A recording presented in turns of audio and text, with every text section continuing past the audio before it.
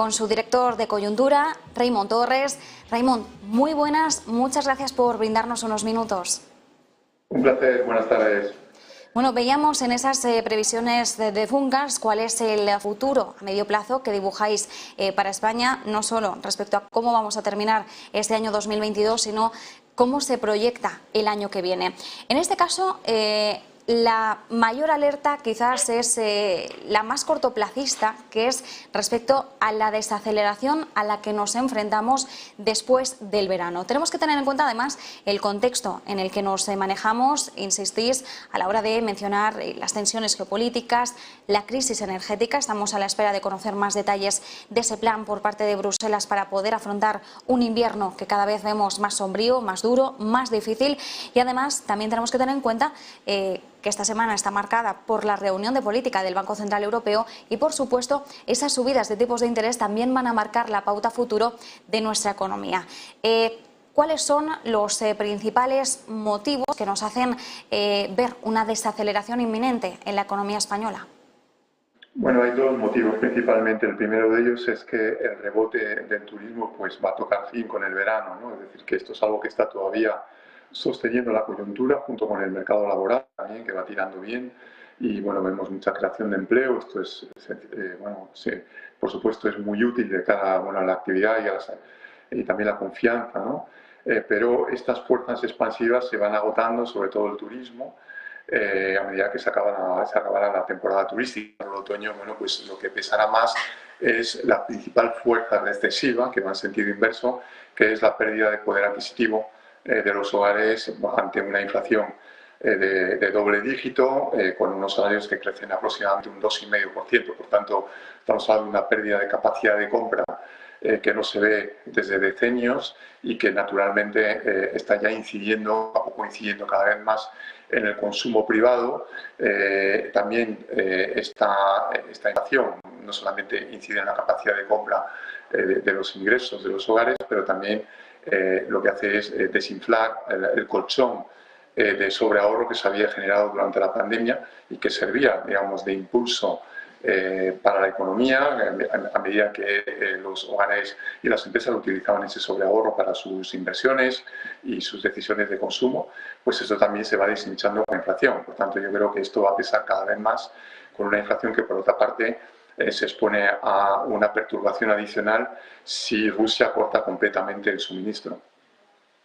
Desde luego, y de hecho nos estamos preparando ante un posible corte total del suministro ruso, además en un momento en el que seguimos vigilando de cerca el desenlace respecto al gasoducto Nord Stream 1. Por el momento, fuentes a la agencia Reuters aseguran que se va a reanudar a tiempo, es decir, este jueves 21. Veremos hasta qué punto esto sigue así. Si miramos a la evolución económica prevista para España, dibujáis que el PIB de nuestro país va a crecer este año un 4,2%, sin embargo, veremos una ralentización hasta el 2% en el año 2023. Entendemos, por tanto, que varios de los factores que nos explicaban van a dar respuesta de esa ralentización esperada para el año que viene. Claro, el principal factor sigue siendo la pérdida de poder adquisitivo de los hogares. Para eso se añade el riesgo de recesión en Alemania y otros países importantes de Europa, como por ejemplo Italia, en caso de cese total del suministro de gas ruso o incluso parcial, porque realmente no disponen de alternativas a corto plazo suficientes para suplir ese déficit que representaría el cese de suministro ruso, que ya se está produciendo paulatinamente, por otra parte. Entonces, en este caso, si entrara en recesión, acabaríamos con otro pulmón expansivo que estamos teniendo, que son las exportaciones de bienes, que se comenta menos, pero bueno, esta semana he tenido datos muy esperanzadores, ¿no?, de crecimiento de las exportaciones de bienes, un crecimiento superior al 20%. Es el país, digamos, europeo entre los grandes, España, con un comportamiento exportador más dinámico, con una tasa de crecimiento tan alta. Nuestras exportaciones están creciendo aproximadamente el doble de lo que crecen las exportaciones alemanas. Es un resultado muy positivo, pero por supuesto muchas de esas ventas en el exterior son ventas hacia países que podrían entrar en recesión, como precisamente Alemania, Italia, países del centro de Europa o incluso Estados Unidos, que podría también conocer una recesión, aunque fuera una recesión técnica. Por tanto, bueno, pues digamos, la presión inflacionista no solamente debilita el consumo privado, pero también podría debilitar ese otro pulmón del crecimiento que suelen ser las exportaciones. No olvidemos, al menos en nuestra previsión para este año, que bueno, la demanda externa aporta la mitad del crecimiento de ese 4,2 que prevemos para 2022, aporta la mitad del crecimiento de ese 4,2%, y el año que viene pues sería mucho menos, posiblemente incluso podría entrar en negativo si efectivamente estos otros países bueno, pues, que empezaran a desplomarse por causa del corte del suministro energético. Raimon, desde Funcas, bueno, insistías, ¿no?, en la pérdida adquisitiva de los salarios. Vemos cómo el objetivo de inflación para cierre de año se espera en un 8,8% en el caso de España, y además, debido a esa merma de capacidad adquisitiva, pedíais que se incluya a las pensiones en ese pacto de rentas que sigue estancado. ¿Cuál creéis que puede ser la evolución de las conversaciones, de las negociaciones respecto a sacar adelante este pacto de rentas, y hasta qué punto realmente se va a conseguir que los pensionistas también formen parte de él?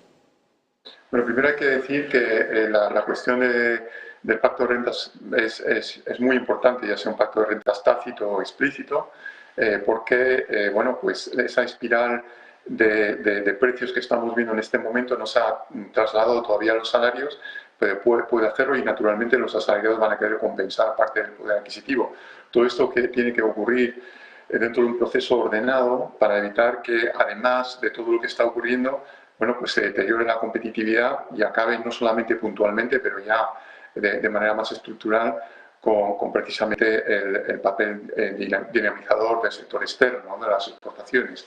Y entonces yo creo que sería muy importante, tanto desde el punto de vista del mantenimiento de la competitividad, un pacto de rentas, como también desde el punto de vista de la confianza en general en la economía, para que se siga invirtiendo. Vemos todavía mucha inversión directa internacional en España, y bueno, pues esto depende, entre otras cosas, precisamente de la competitividad. Ese pacto de rentas, para que sea eficaz, tiene que ser lo más amplio posible, no solamente porque así se reparte más el esfuerzo. La inflación es en buena parte una inflación global, importada, está ocurriendo en prácticamente todos los países, un poco más en el nuestro, por eso perdemos competitividad, pero en fin, es como un impuesto que se tiene que repartir entre todos, y cuanto más sean los actores que comparten ese peso, ese impuesto, pues digamos mejor, no solamente porque bueno, pues permite precisamente reducir ese bucle precios, salarios, ingresos, pero además aporta, yo creo, más credibilidad al pacto de rentas, que si es muy parcial, pues sencillamente puede no respetarse, ¿no? Y por eso pensamos que, bueno, que todos los colectivos tienen que entrar, no solamente los pensionistas, pero todos los colectivos tendrían que entrar, todos que tienen un poder adquisitivo suficiente, ya sea pensionistas con niveles de ingresos altos, como puesto en empresas también. Es importante que los márgenes se impliquen en ese pacto de rentas, y por supuesto también los salarios, para que ese pacto funcione. Y por otra parte, otra pata de la política económica es la política fiscal. Tiene que ser una política de compensación con respecto a los sectores más afectados, ya sea hogares vulnerables o también empresas en riesgo de colapso por esta crisis energética, pero que son viables a medio y largo plazo. Es decir, que estamos hablando posiblemente de algo relativamente temporal, y con esfuerzos de ahorro energético o de inversión en el cambio de mix energético podrían sobrevivir, y para eso hace falta también algún tipo de ayuda fiscal. Por tanto, una política fiscal inteligente, focalizada y no generalizada, junto con un buen uso, una buena utilización de los fondos europeos y un pacto de renta, sería probablemente lo mejor que podríamos hacer de cara a un contexto muy incierto, marcado por una triple perturbación geopolítica, una guerra a las puertas de Europa, una perturbación también energética, y finalmente una perturbación monetaria con un Banco Central Europeo que en pocos días, pasado mañana, va a incrementar su tipo de interés, y no sabemos todavía cuál va a ser su mecanismo antifragmentación. Por tanto, también es algo que hay que tener en cuenta. Nos quedamos con ese análisis y sobre todo pendientes de cómo va evolucionando la conversación respecto al pacto de rentas. Indicabas, no solo hay que incluir a los pensionistas, al final es un pacto que busca el apoyo y la mejora de capacidad de gasto de aquellos hogares que puedan verse más perjudicados, de aquellos que puedan estar en una situación más desfavorable. Así que, evidentemente, con el foco puesto en los pensionistas, pero también no dejemos de lado la merma que están sufriendo también otros hogares. Nos quedamos con esas perspectivas de crecimiento económico, de inflación. Desde Funcas, director de coyuntura de Funcas, Raimon Torres, muchísimas gracias. Gracias a vosotros. Buenas tardes. Nosotros hacemos una breve pausa y volvemos.